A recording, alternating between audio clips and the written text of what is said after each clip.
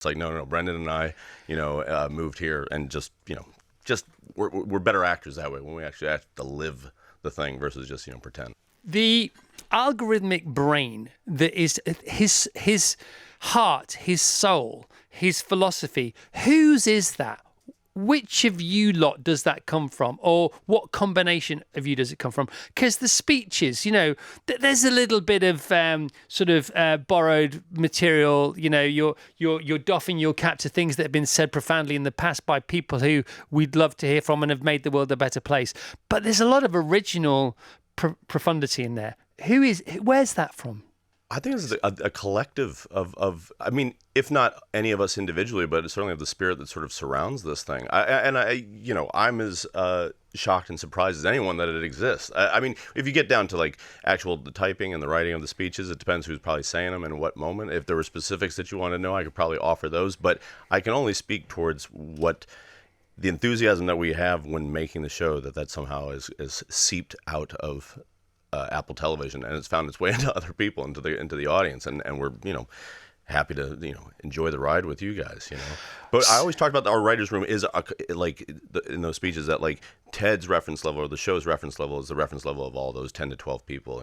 Really really sharp men and women that we've had the last 3 years, almost consistently from the first day of writing to the our final day of shooting, and that's I think that the show rises to that occasion. It's so beautiful. It's also wonderful. And we were talking about all the different characters earlier on, and about the obviously backstories. And it's if you invest enough in a character, the character will then tell you what that character wants to say. But what's different about Lasso is compared with all the greats, you can name a Taxi, Friends, Fawlty Towers, The Office. People obviously speak differently because they're different people. Mm-hmm. But it seems to me that Sam has Sam speak. Ted has Ted speak. Coach Beard has Beard speak. They all speak their own language, and they have mini monologues, and those happen to be exchanges which become conversations. But I've never known characters have such a deep sort of foundation to their fountain of being. I mean, thank you. That's very kind of you to say. It's not a question. No.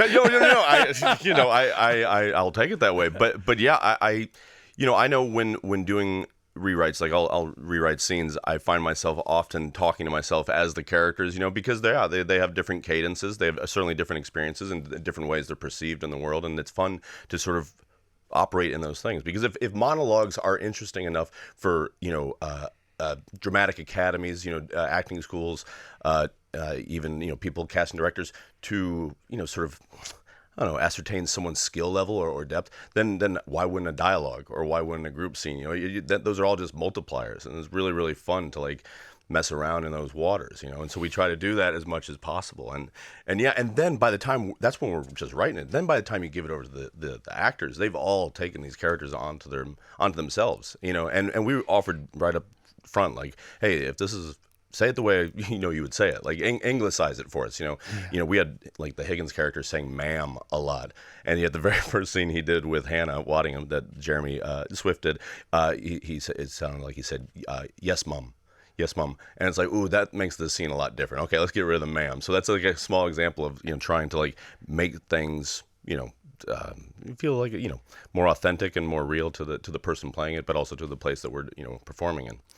That being here, versus bringing a bunch of Brits over to LA and having to put it on. It's no, Brendan and I, moved here and just we're better actors that way when we actually have to live the thing versus just pretend. Yeah, it's sort of a more natural form of method acting in a way. Exactly. It's a less annoying form of method acting. Yeah, exactly. Yeah, less off-putting. No, we've gone to matches. We drink pints in pubs. The only darts we played, unfortunately, at this point have been on the show itself. But yeah, exactly.